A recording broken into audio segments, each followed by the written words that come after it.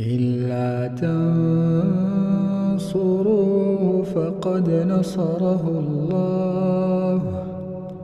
إذ أخرجه الذين كفروا ثاني اثنين إذ هما في الغار إذ يقول لصاحبه لا تحزن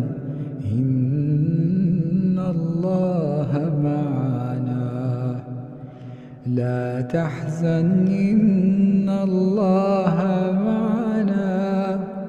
لا تحزن إن الله معنا فأنزل الله سكينته عليه وأيده بجنود